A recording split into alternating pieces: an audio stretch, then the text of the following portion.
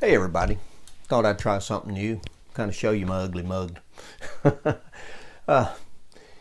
Today we went to a friend of mine, Josh Bowman. He has the the new YouTube channel, Tinkering with Electronics, that Don Restore Old Radios had mentioned in one of his last videos. And he and I went to the Dalton Hamfest in Dalton, Georgia. It's one of my favorite. I've been going there for, gosh, a long time.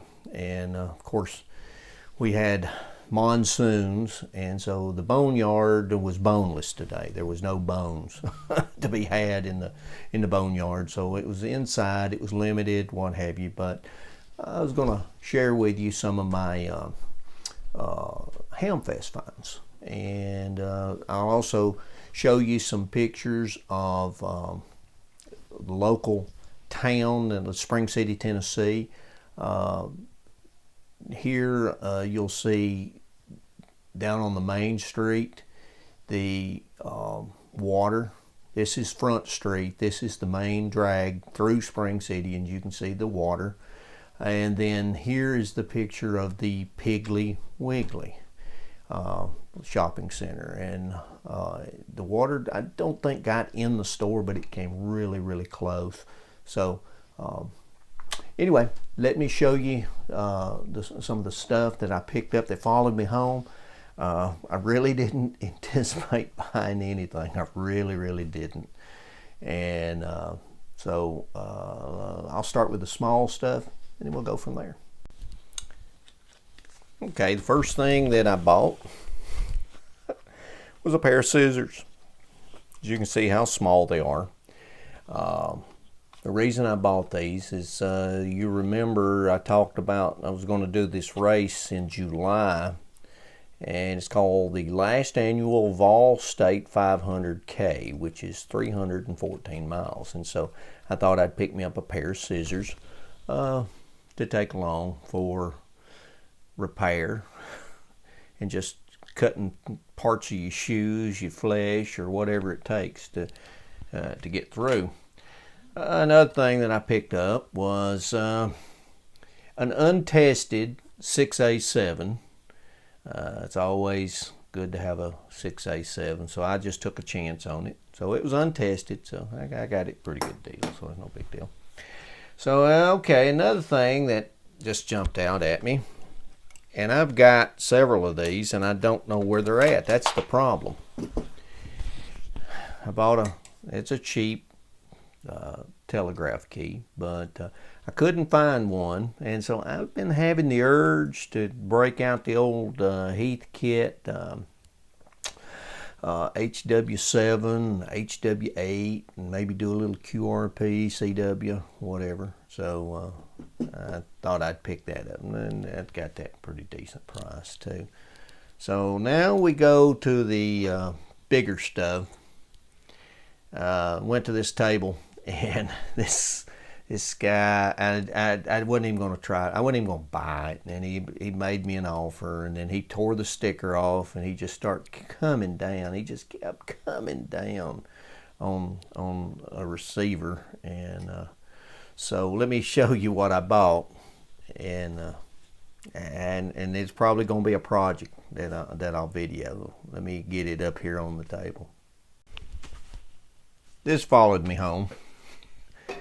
This is a receiver similar. It's not the exact model that I had wanted when I was younger, when I was a novice, but it is a Lafayette HA63 communication receiver, and of course it covers the broadcast band and goes up to 31 megahertz.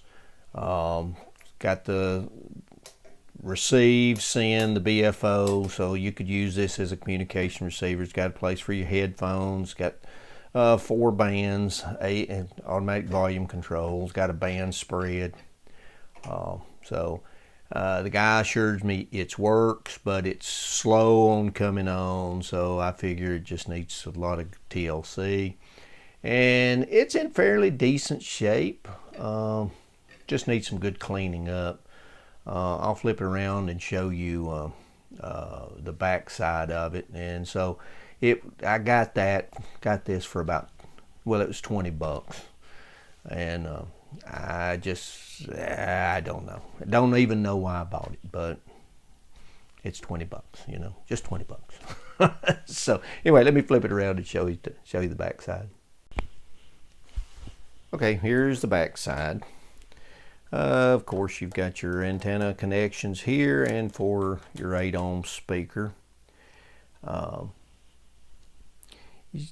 Little surface rust here, and you can see, you may not be able to see it, but some of the other parts back here look like where moisture has been. Not really, not submerged or anything like that. It's just like it's been in a damp environment at one point in time. But it is what it is. But anyway, the guy made me a deal on it, and I took it.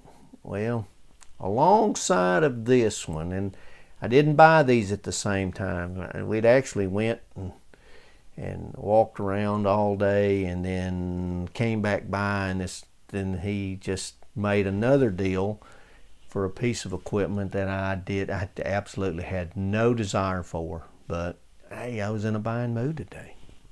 Let me put it up on the table. All right, here we go.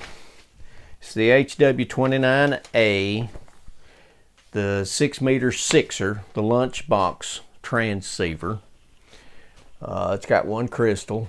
Of course, the bad thing about these is I believe you have to take the cover off to change the frequency. Of course, it's got a tunable receiver. And it puts out, the input is 5 watts. The microphone is, that's not why I bought it, with a microphone. Somebody had added this antenna on the top of it, and it screws in and out. So they butchered the cabinet, and but he assures me it works. So I could probably be talked out of this one, guys. I don't know why. I just walked by and he made an offer. He made the offer to me. I guess I was the only one that showed any interest in everything. So I don't know. But you guys let me know what you thought of my finds. And, like I say, I could be talked out of this one. Could be. All right. So that's about it. So, I'm Larry from the hills of Tennessee. Thanks for watching. Quick update. I have cut the capacitor resistor out off of the output tube, and I've replaced a resistor and 6 capacitors, filter capacitors. I've got to tie the negative lead into the ground and then start working through this mess and these 2 capacitors, and then we'll be good. One of the things I've got to start looking at getting the ball bearings to go into the switches. If you'll recall, I believe it was in the first one, and I had a subscriber, and they told me, and I think I pinned it on the comments, those are called detents. The ball bearings. So anyway, progressing slowly with this. I also worked a little bit more on the cabinet, got a fairly decent day, cleaned up a little bit more. It's a slow going, I only do a few minutes at a time.